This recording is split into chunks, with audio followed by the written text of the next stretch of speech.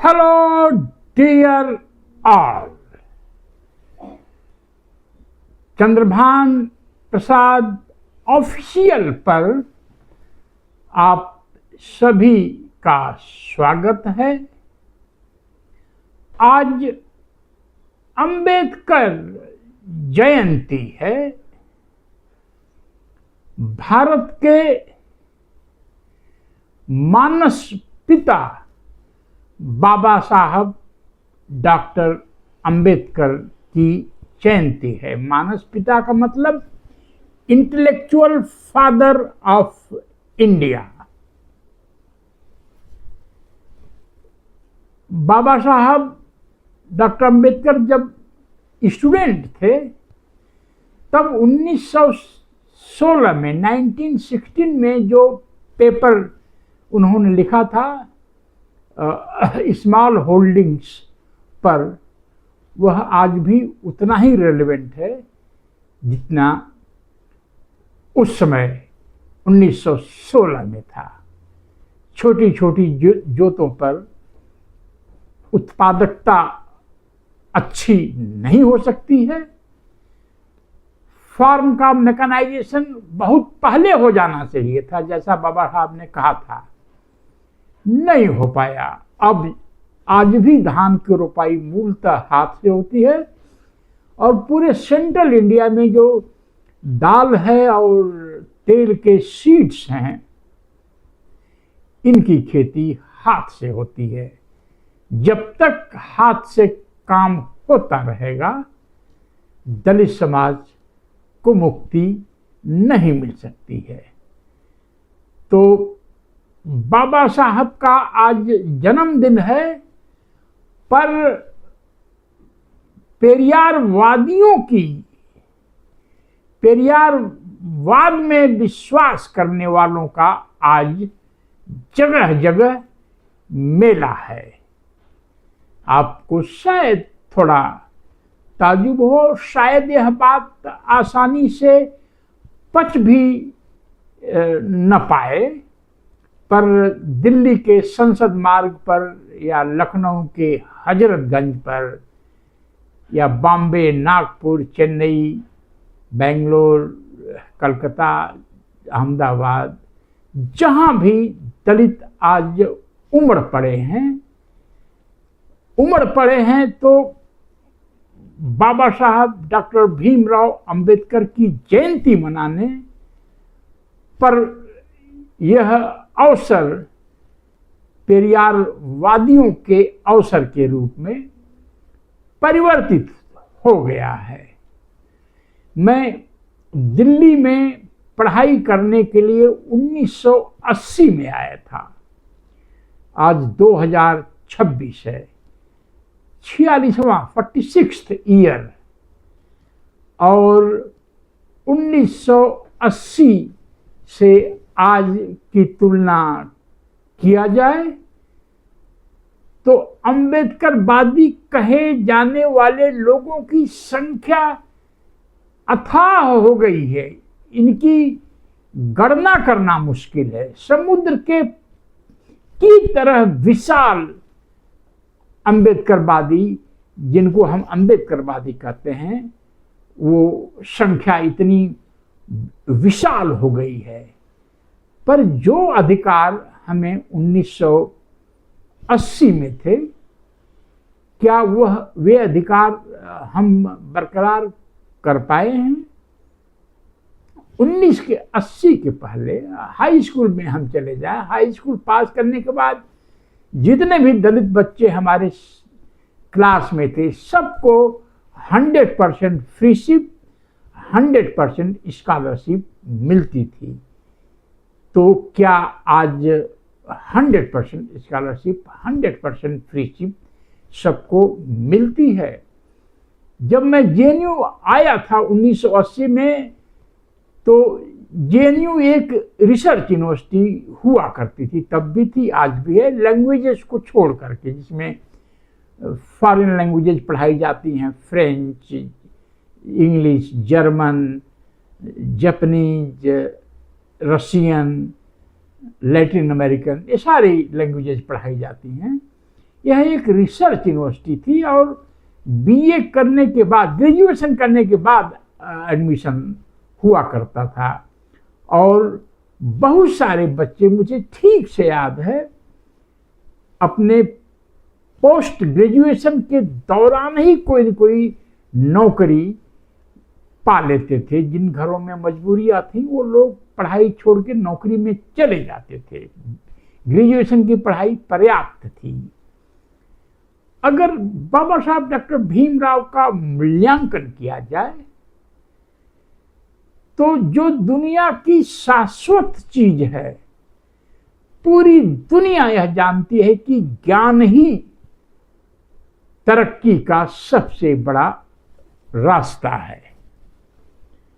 और ज्ञान स्कूल्स में मिलते हैं, कॉलेजेस में मिलते हैं, यूनिवर्सिटीज में मिलते हैं। फॉर्मल एजुकेशन व्यक्ति के एडवांसमेंट का सबसे बड़ा माध्यम है। और बाबा साहब अम्बेडकर ने संविधान लागू होने से पहले ही एजुकेशन का अधिकार लड़कर, जैसा कि पिछले एपिसोड में लॉर्ड लिनलिथगो पर जो चर्चा हुई है, वह 1944 से ही स्कॉलरशिप फ्रीशिप दिलवाने में बाबा साहब सफल हो गए थे।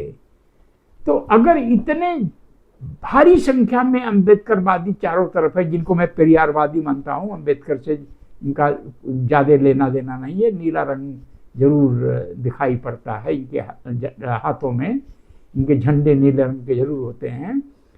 मुझे जितनी गाली पेरियारवादी दे सकते थे दे चुके हैं। फिजिकल हमला ही बाकी है। सच बोलने का समय आ गया है। और सच बोलने का समय इसलिए आ गया है कि अम्बेडकरवाद को बचाना दलित समाज की सबसे बड़ी चुनौती है। अम्बेडकरवाद पर पेरियारवादियों ने कब्जा कर लिया है। इसीलिए आज हम अपने सारे अधिकार धीरे धीरे खो रहे हैं। आपको शायद ताज्जुब हो रहा होगा कि ऐसा मैं क्यों कह रहा हूं। देखिए, ट्रूथ यानी सच हमेशा कड़वा होता है। Truth is always bitter. जो मेरा लाइफ लॉन्ग एक्सपीरियंस है, जब दलित इंटेलेक्चुअल मंच पर होता है तो उसे वो बातें बोलनी पड़ती हैं जिससे लोगों को ताली बजाने का मौका मिले। कभी मंच से दर्शकों की आलोचना मैंने नहीं देखी है। बाबा साहब के बारे में जिसको इंग्लिश नहीं आती है वो ये नहीं कहता है सॉरी मुझे इंग्लिश नहीं आ पाई, मेरे पेरेंट्स या परिवार के लोग इतने सक्षम नहीं थे कि मुझे इंग्लिश एजुकेशन नहीं दिला पाए। तो उन्होंने नारा ही बदल दिया बाबा साहब का और कहने लगे कि शिक्षा शेरनी का वह दूध है जो पिएगा वह दहाड़ेगा। हमने तो हम जब जेएनयू में आए 1980 में, तो महाराष्ट्र के दलित हमसे यही कहते थे, English is the milk of lioness. तो अंग्रेजी शेरनी की दूध थी, इसकी जगह शिक्षा शेरनी की दूध कैसे हो गई? इसको किसने किया? क्या अंबेडकर वादियों ने किया या पेरियार की विचारधारा से प्रभावित जिन पेरियार साहब को इंग्लिश नहीं आती थी उन लोगों ने दलितों में इंग्लिश की जगह शिक्षा शेरनी का दूध का नारा दे दिया। मुझे जो भी गाली देना हो आप दे लीजिए, लेकिन सच बोलने का समय आ गया है। बाबा साहब ने जब बहिष्कृत हितकारिणी सभा बनाई थी तो उसमें 10 फाउंडिंग मेंबर्स थे। 6 अपर कास्ट के तथा कथित उच्च जातियों से थे, 4 दलित थे। जब बाबा साहब ने पीपुल्स एजुकेशन सोसाइटी बनाई थी तो 10 फाउंडिंग मेंबर्स में से 4 तथा कथित ऊंची जातियों के थे और 6 दलित थे। जब मनुस्मृति की किताब में आग लगाई गई तो आग लगाने वाला व्यक्ति बाबा साहब का एक फॉलोअर था, वो ब्राह्मण जाति से थे। तो बाबा साहब को समझना है तो आप इस तरह से समझिए कि दलित अधिकारों को प्राप्त करने के पहले बाबा साहब डॉक्टर भीमराव अंबेडकर ने अपने समय के इलीट यानी उच्च वर्ग, संप्रभु वर्ग से दोस्ती बनाई। अपने समय के टॉप किस्म के इंटेलेक्चुअल्स, लॉयर्स, जजेज, पॉलिटिशियंस से उन्होंने, इंडस्ट्रियलिस्ट से, नवाबों से उन्होंने दोस्ती बनाई। फिर उनके नैतिक समर्थन से उन्होंने अपना संघर्ष किया, शुरू किया और दलित अधिकारों पर आम सहमति बनवाई। जो आम सहमति दलित अधिकारों पर बाबा साहब ने बनवाई, वही आम सहमति सरकारी नीतियों का हिस्सा बनी और जो सरकारी नीतियों का हिस्सा बनी वही भारतीय समाज का हिस्सा बन गई। और इसीलिए मैं, जहाँ तक मुझे याद है, दलितों की तरक्की से लोग थोड़ा जलन तो जरूर रखते थे, इसीलिए दलित दामाद का संबोधन आया। पर दलित अधिकारों के प्रति समाज में एक कंसेंसस बन चुकी थी। दलित और आदिवासी अधिकारों पर scholarship, free seat, government job में नौकरियां, इस पर समाज में आम सहमति बन गई थी। बाबा साहब ने किसी भी जाति को अपना दुश्मन नहीं बनाया।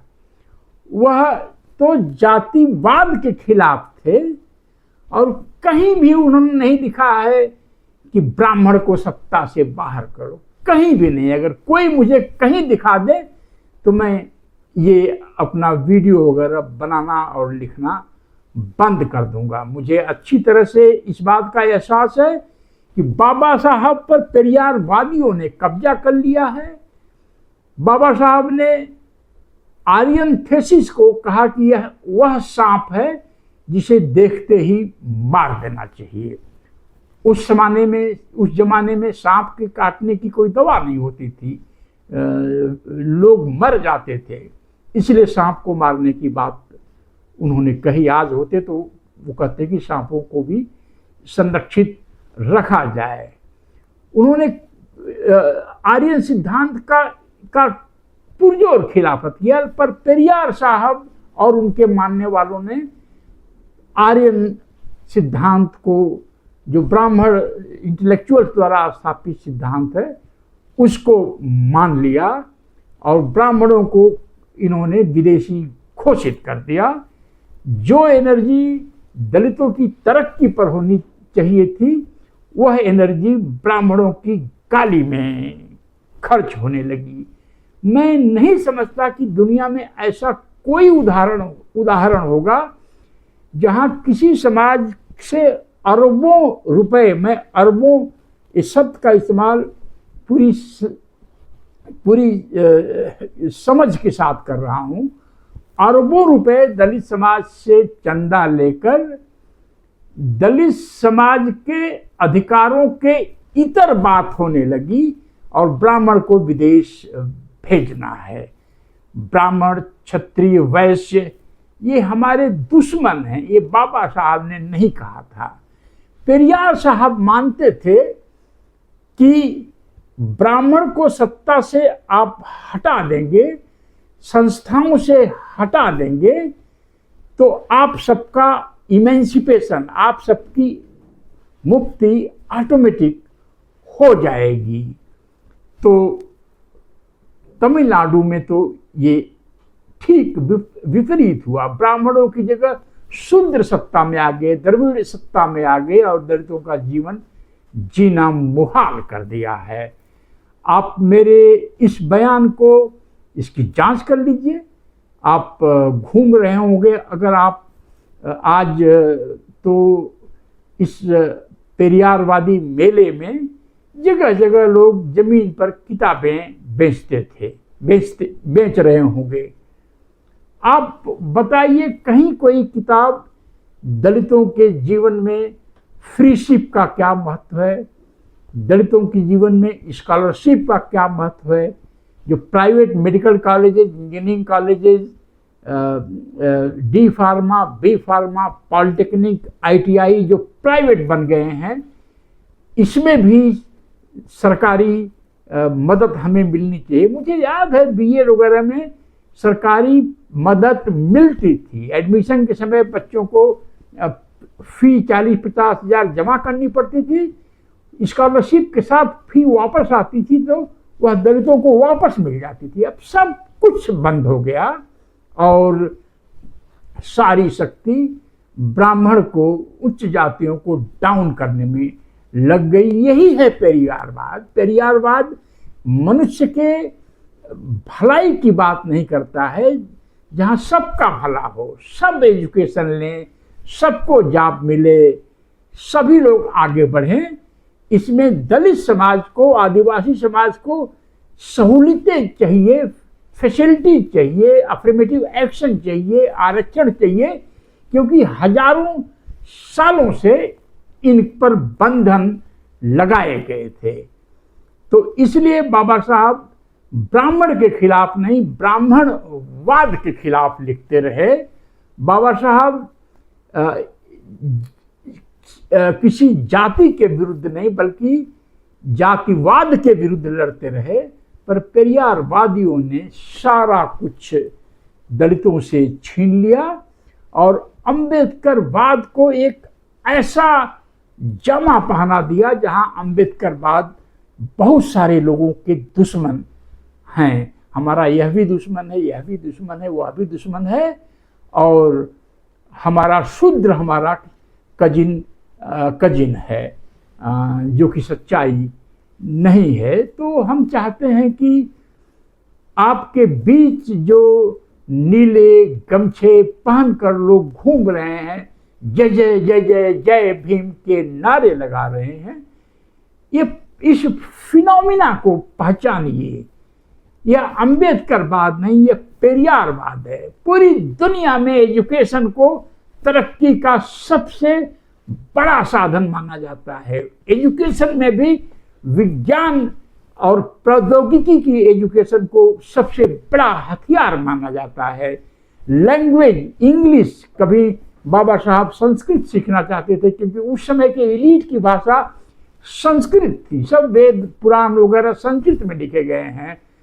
अब इंग्लिश उसका स्थान ले लिए, तो दलितों को इंग्लिश सीखना चाहिए और दलितों को व्यापार सीखना चाहिए, बिजनेस में आना चाहिए। दलितों को भी पूंजीपति बनना चाहिए। दलितों के पास भी बुलेट बाइक और मर्सिडीज कार का ड्रीम होना चाहिए। पर पेरियारवादियों ने इन सारी चीज़ों को ख़त्म कर दिया और दलित समाज जब बातें करता है, पढ़ा लिखा समाज, दलित समाज के सिविल सर्वेंट से लेकर प्रोफेसर मास्टर तक, तो लगता है कि ये बहुत गुस्से में कोई आदमी है। कहीं इस तरह का गुस्सा बाबा साहब अम्बेडकर में देखा था आपने? वह प्यार से अपना आर्गुमेंट करते थे, तर्क करते थे, किसी को गाली नहीं देते थे। कभी बाबा साहब को किसी रचना में किसी भी जाति विशेष के प्रति तीखी टिप्पणी करते देखा है? क्या गांधी जी को डेविल बाबा साहब ने कभी कहा था, उनसे डिसएग्री होते हुए भी? तो मैं फिर से दोहरा रहा हूँ कि मुझे जो भी गाली देना हो आप दे लीजिए। पेरियारवादी जो भी दलित समाज में जहर फैला रहे हैं वो फैलाते रहें, लेकिन किसी न किसी को आगे आकर सच बोलना होगा और अंबेडकरवाद को पेरियारवादियों के हाथों से मुक्त कराना होगा और फिर से उस पटरी पर अंबेडकरवाद को लाना है जहां दुनिया में तरक्की का सबसे बड़ा जो औजार है वह आधुनिक शिक्षा है, मॉडर्न एजुकेशन है, इंग्लिश है, साइंस है, टेक्नोलॉजी है, विदेश में जाकर शिक्षा ग्रहण करने की जो जगहें हैं, बिजनेस करना है। मैं इस पर एक वीडियो बनाऊंगा किस तरह बाबा साहब अपने बेटे को बिजनेसमैन बनाना चाहते थे। किस तरह जब वो अमेरिका से पढ़ के आए तो पहला पेशा उन्होंने बॉम्बे स्टॉक एक्सचेंज में ब्रोकरेज का खोला, एक कंपनी खोली जो शेयर बाजारों में सट्टा लगाने वालों की मदद करेगी। वह उनका एक बिजनेस था। तो ये सब जब हम कहते हैं कि बाबा तेरा मिशन अधूरा, हम सब मिलकर करेंगे पूरा, तो बाबा साहब अपने बेटे को बिजनेसमैन बनाना चाहते थे। आप बनाइए अपने बेटी को बिजनेसमैन।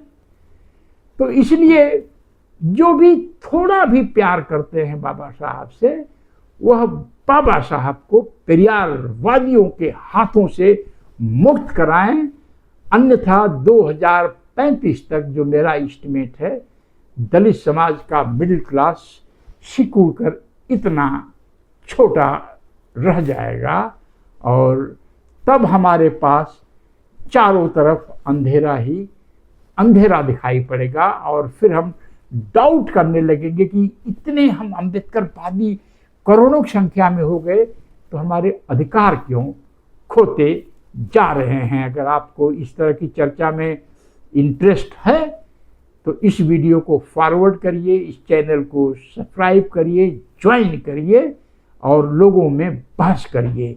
जय भीम, जय भारत।